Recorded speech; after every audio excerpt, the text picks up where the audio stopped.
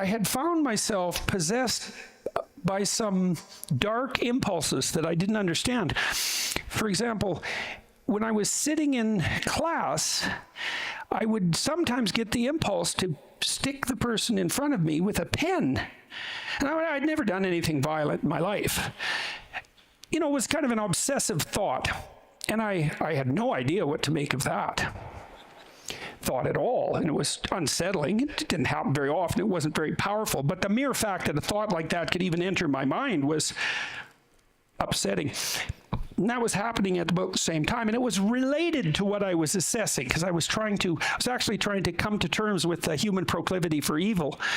And that means to come to terms with your own proclivity for evil. That's what it means. If you really want the understanding, it's personal. It's not political. It's not economic. It's not sociological. My first degree was political science, and I was interested in economic determinants of behavior to begin with and political determinants. But I soon realized that that wasn't where the action was. The action was in the soul. That's a good way of thinking about it. The real answer to the deepest problems were psychological, and the deepest psychological problems are spiritual. That's like a definition of deep. And so all these things were tangled together. And I thought about what had happened at that prison, and I imagined myself doing it, which is you have to break a barrier to do that, right? You have to break the barrier. That's the assumption that you aren't the sort of person that could do that. But I wasn't so sure of that, because it looked to me from what I had read that if you put people in the appropriate circumstance, there's very little they won't do. It's a rare person who won't go down that road when the opportunity makes itself known, especially one little move at a time, which is how totalitarian states develop, right? It isn't that you go from normal to Nazi in one leap. It's 10,000 little steps, and each step is a little farther into the abyss than the previous one, and nowhere along the way do you ever wake up and say, well, that's just too much. Now, if you examine the whole pathway from beginning to end, you'd think, well, that was too much. But each little nudge you can rationalize with your silence or with your acquiescence, with the fact that you'll put up with it, with the fact that you don't want to take the trouble, with the fact that you want to hide, with the fact that you want to maintain your own pristine view of yourself. Anyways, I thought about it for about 2 weeks, quite obsessively. If I think about something, I tend to think about it like for 16 hours a day. You know, it's just nonstop trying to crack the problem. And that's how you crack problems, I suppose. And I had the realization one day that I could do that. And the impulses I had, the impulse that I mentioned, that went away. And so that impulse was part of something within me that was trying to make its presence known, right? My capability for participating in abysmal acts. People have dark fantasies, you know, like you can watch them in yourself if you're willing to.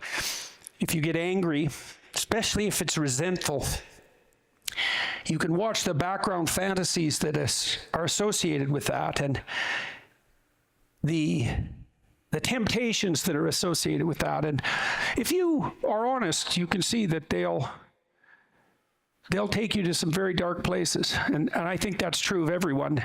It's particularly true of the people who think it's not true of them. So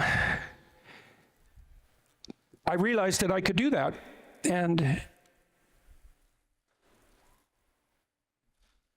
that helped make the problem that I was wrestling with real. So I became convinced of two things. I became convinced that the fundamental issue of malevolence was an individual issue. So the fundamental problem with Nazi Germany is the Auschwitz camp guard, who's a normal person who enjoys his work. That's the problem. Like that's, if you boil it down and make it focal, that's the problem. Now then the question is that you or is that someone else? If it's someone else, that's kind of, if it's a psychopathic deviant who's barely human, you don't have a problem. If that's you, and you think such things are a problem, you have a problem. And I thought I had a problem. It's like, okay, I see. So this is a psychological or a spiritual problem. So I became convinced of the reality of evil because I think it's very difficult to read accounts of the ultimately barbaric acts that people perpetrated in the 20th century totalitarian states without believing in the reality of evil. I think if you read through those accounts, the summary of those accounts is something like an account of evil. I don't care what you call it, that's what it ends up being. Is it real? Well, it's real enough to kill millions of people and to torture millions more. It's plenty real.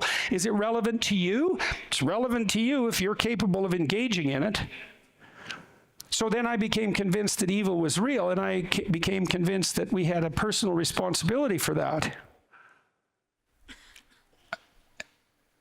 I became convinced at the same time that the pathway to the totalitarian state that motivates atrocity is associated with deception, with the lie, that a totalitarian state isn't a top-down oppression of freedom-loving individuals by a small coterie of pathological elites, but the grip of every single person in this society by falsity and untruth. So here's a definition of a totalitarian state. A totalitarian state isn't run by psychopathic thugs. A totalitarian state is the state that exists when every single person in the society lies to themselves and everyone else, including those they love, about absolutely everything they think, say, and do.